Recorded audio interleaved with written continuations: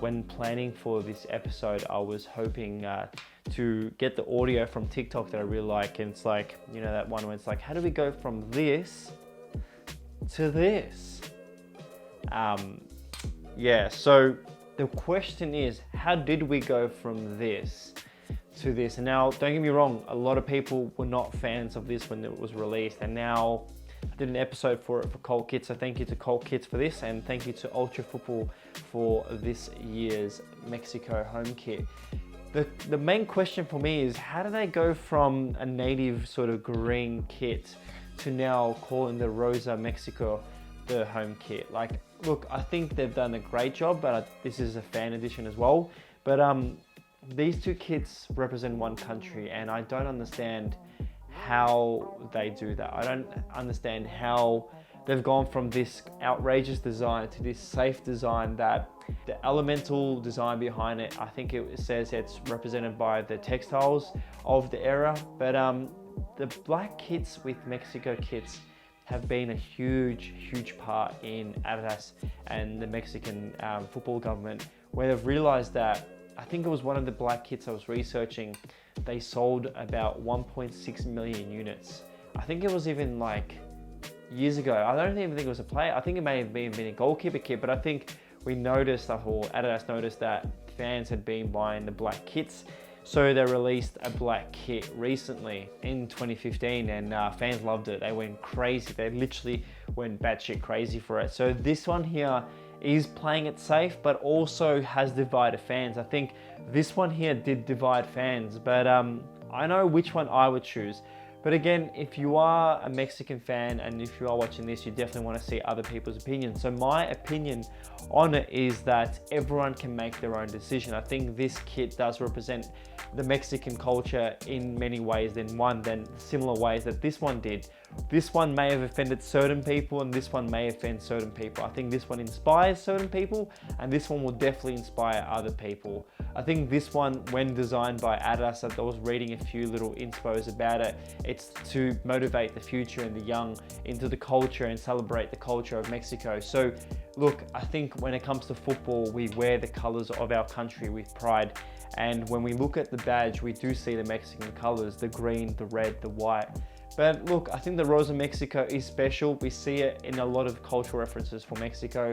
The country itself is full of culture. I think everything about Mexico is amazing. Their current squad isn't to what they were in the past, but I think the Mexican culture does speak truer than the jersey they wear on the day. I think the team is full of talented athletes. I know the pandemic has caused a lot of delay in international jerseys, or even just international teams forming together to actually wear their kits with pride, but I'm really excited to see what will come of this kit. One of my good friends on Twitter, Kick Kingdom, did a fake design, a little prototype, and some weird, like, you know, reseller, Asian market reseller designer, fake creator designed the kit, and a lot of fans are understanding why a lot of people are asking for the green and black design. But I think the Rosa Mexico is a great kit. I think the colors do work together. I think black as a primary kit with secondary colors like a pink does work well. I think that's why